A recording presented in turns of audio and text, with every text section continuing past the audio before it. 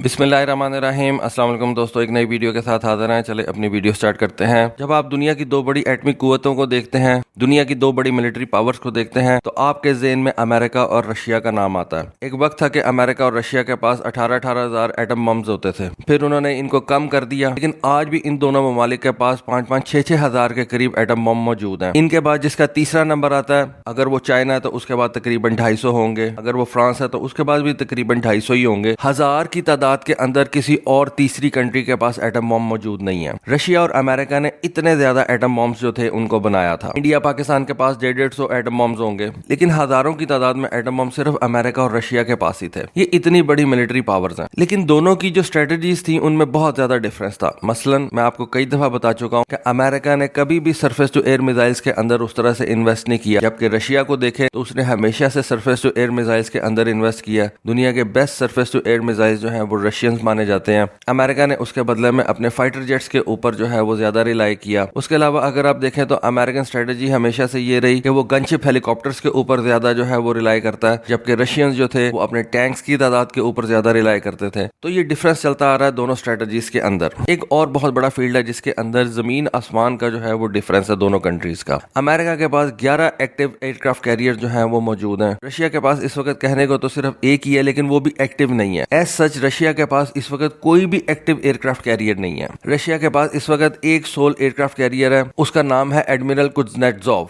कई सालों से ये एयरक्राफ्ट कैरियर बंदरगाह के ऊपर पड़ा हुआ है। इसके ऊपर रशियंस जो है वो मॉडर्नाइजेशन कर रहे हैं, इसके ऊपर वर्किंग जारी है, लेकिन ये ऑपरेशनल नहीं है। आई बिलीव कि रशियन नेवी अब इसको वैसे ही भूल चुकी होगी। उसके अलावा अगर देखा जाए तो ये एयरक्राफ्ट कैरियर जो है ये स्की जंप वाला है, जबकि अमेरिका के सारे एयरक्राफ्ट कैरियर जो है वो या तो ईमॉल्स वाले हैं, ज्यादातर जो है वो कैटापल्ट लॉन्च वाले हैं, जिनसे ज्यादा बेहतर और ज्यादा हैवी एयरक्राफ्ट जो है वो आप फ्लाई करवा सकते हैं। तो रशिया ने कभी भी एयरक्राफ्ट कैरियर्स के अंदर जो है वो इन्वेस्ट नहीं किया। ऐसा नहीं है कि रशियंस जो है वो इसकी अफादियत से बेखबर हों, लेकिन पिछले कुछ सालों से जब से ये तेल की कीमतें बढ़ी हैं, रशियन इकोनॉमी के अंदर थोड़ी सी बेहतरी आई, तो उसके बाद रशिया ने अब अपने इन एयरक्राफ्ट कैरियर्स की तरफ तवज्जो देना शुरू कर दिया। और ये जो एडमिरल कुज़नेत्सोव है, ये जो कई सालों से अपनी बंदरगाह के अंदर पड़ा हुआ है और उसके ऊपर जो है वो मॉडर्नाइजेशन काम चल रहा था, उसके ऊपर मॉडर्नाइजेशन काम इस वक्त हो नहीं रहा, कहने को हो रहा है, लेकिन एक्चुअल में जो है वो काम रुका हुआ है, क्योंकि रशियन नेवी के पास कॉन्ट्रैक्टर्स को देने के लिए पैसे नहीं थे। इस वजह से इस एयरक्राफ्ट कैरियर के ऊपर कोई काम नहीं हो रहा और ये कई सालों से जो है वो बंदरगाह के ऊपर पड़ा हुआ है। लेकिन अब रशियन नेवी ने जो है इसके ऊपर काम तेज कर दिया और खबर ये आ रही है कि रशियन नेवी न सिर्फ इस एडमिरल कुज़नेत्सोव को ऑपरेशनल करने के बारे में सोच रही है अगले कुछ सालों के अंदर, बल्कि 2 और लाइट एयरक्राफ्ट कैरियर्स भी अपनी नेवी के अंदर इंडक्ट करना चाह रही है, जिनमें से एक को उन्होंने नाम दे दिया है सेवास्टोपोल और दूसरे को उन्होंने नाम दिया है व्लादिवोस्टोक। इन दोनों एयरक्राफ्ट कैरियर्स को क्राइमिया के अंदर जो है वो तैयार किया जा रहा है। ये बेसिकली आप इनको हेलीकॉप्टर्स कैरियर कह सकते हैं,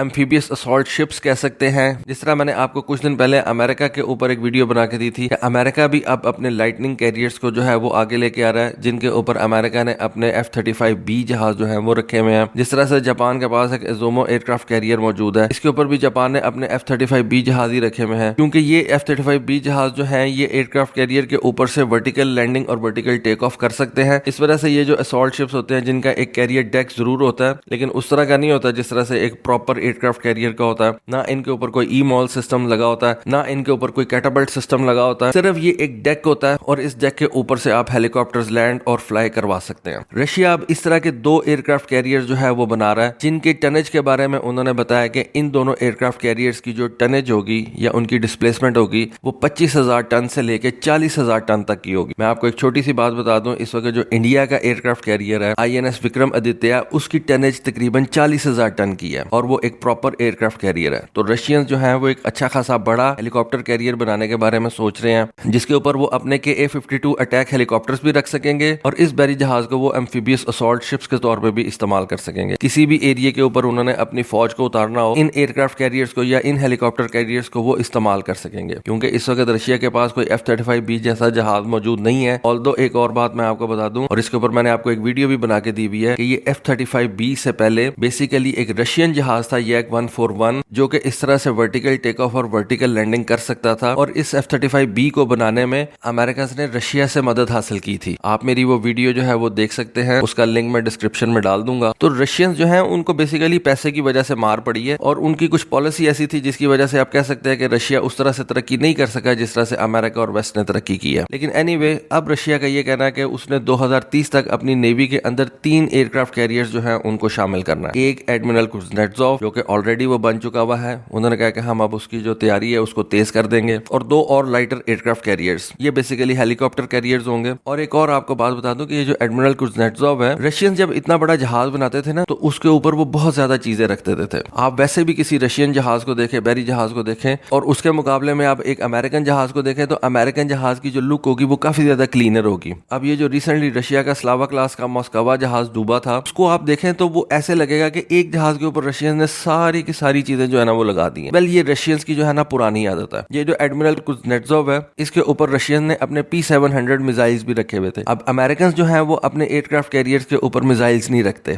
लेकिन रशियंस जो है वो रखते थे। इसी वजह रशियंस जो है वो इस एडमिरल कुznetsov के ऊपर अब ये P-700 मिसाइल्स को जो है वो अपने जिरकॉन हाइपरसोनिक क्रूज मिसाइल से रिप्लेस कर रहे हैं। तो ये भी एक ऐसी बात है कि ये जो रशियंस हैं ये अपने एयरक्राफ्ट कैरियर्स के ऊपर मिसाइल्स भी हाउस करते हैं। वो कहते हैं अगर आपके पास इतनी बड़ी चीज आपने बना ही ली है, उसके ऊपर आप ये असला भी लगा दो। बेसिकली रशियन थिंकिंग ये है कि अगर आपने इतनी बड़ी चीज बना ही ली है तो उसका आप मैक्सिमम यूज करो। लेकिन अमेरिकन अपनी चीज को जो है वो दूसरे तरीके से यूज करते हैं। अमेरिकन एयरक्राफ्ट कैरियर्स के ऊपर जहाजों की तादाद जो है वो रशियन एयरक्राफ्ट कैरियर से ज्यादा होती है। अमेरिकन ज्यादातर जो है ना वो एयर पावर के ऊपर रिलाय करते हैं। अच्छा, जब से ये सोवियत यूनियन टूटा है, रशिया ने कोई भी डिस्ट्रॉयर या क्रूजर जहाज जो है वो नया नहीं बनाया। ये उनका अभी रिसेंटली एक स्लावा क्लास का मॉस्कवा जहाज जो है वो डूबा यूक्रेन के नजदीक। तो इस तरह का कोई जहाज जो है वो उन्होंने सोवियत यूनियन के टूटने के बाद नहीं बनाया। अब हम ये नहीं कह सकते कि ये जो एडमिरल कुznetsov है इसको एस्कॉर्ट कौन कौन से जहाज करेंगे, क्योंकि रशिया को इन तीनों एयरक्राफ्ट कैरियर के एस्कॉर्ट के लिए भी जहाज चाहिए होंगे। तो वो अभी नहीं पता कि रशिया कौन से जहाज जो है वो डेजिग्नेट करेगा इन तीनों एयरक्राफ्ट कैरियर्स के साथ। लेकिन डेफिनेटली 2030 तक वो इसका भी कोई ना कोई बंदोबस्त करेंगे।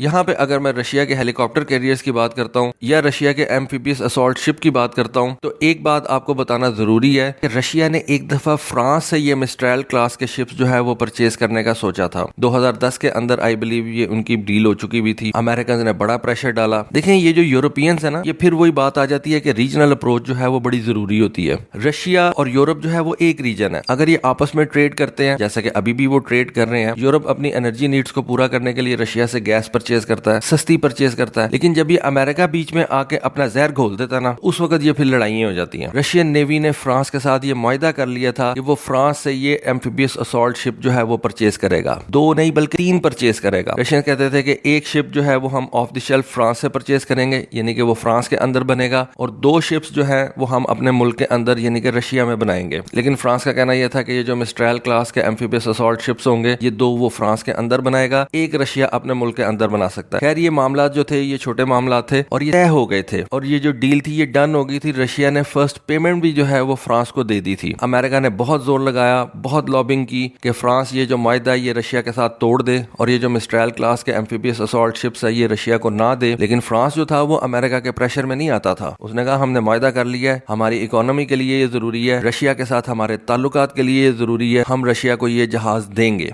देखें, ये जो रीजन्स होते हैं ना, इनकी बहुत इंपॉर्टेंस होती है। अगर फ्रांस वो ये मिस्ट्रेल क्लास के शिप्स जो है वो रशिया को देने में कामयाब हो जाता, तो आपका क्या ख्याल है कि ये आज इतनी ज्यादा जो टेंशंस हैं ये यूरोप के अंदर बढ़नी थी? कभी भी नहीं बढ़नी थी। फ्रांस की एक हेजेमनी जो थी वो रशिया के ऊपर कायम हो जानी थी, क्योंकि ये बहुत बहुत बड़े शिप्स हैं, 40-40 हजार टन के ये शिप्स हैं। इनको आप लाइट तो ले नहीं सकते, और फ्रांस जो था वो कई बातें रशिया से मनवा सकता था। आज जर्मन इकोनॉमी जो है वो इस रशियन गैस के ऊपर बहुत ज्यादा डिपेंड करती है। तो ये जो रीजन्स होते हैं ना, इनको आपस में अपने प्रॉब्लम सॉल्व करने ही पड़ते हैं, और प्रॉब्लम सॉल्व करने के बाद इनको आपस में ट्रेड करनी पड़ती है। लेकिन जब एक बीच में तीसरा फरीक आ जाता है ना दूर से उठ के, जैसा कि अमेरिका अब ये नेटो के अंदर अपना गंद घोल रहा है, और अमेरिका हर जगह ही अपना गंद घोलता है। अभी हमारे रीजन के अंदर भी इंडिया और चाइना को उसने जो है वो आमने सामने करवा दिया, और जिसकी वजह से वो पाकिस्तान को भी अब तंग कर रहा है। तो यहाँ पे आके चीजें जो है ना वो खराब हो जाती हैं। अमेरिका ने यूक्रेन को इस्तेमाल करके रशिया के ऊपर प्रेशर बढ़ाया, यूक्रेन को कहा कि हम आपको नेटो कंट्रीज में शामिल कर लेंगे। जब रशिया को ये नजर आया तो उसके पास कोई और चॉइस ही नहीं थी कि वो यूक्रेन के ऊपर हमला कर दे। फिर जब रशिया ने यूक्रेन के ऊपर हमला किया तो सारे का सारा यूरोप जो है वो रशिया के खिलाफ हो गया। बड़ी देर तक जर्मनी ने जो है वो यूक्रेन की हमायत नहीं की, यूक्रेन को असला नहीं दिया। इसके ऊपर बड़ी मीम्स बनी कि जी जर्मनी जो है वो तो सीरिया سیریس ہی نہیں ہے یوکرین کی ہیلپ کرنے میں. جرمنی کیسے یوکرین کی ہیلپ کرتا؟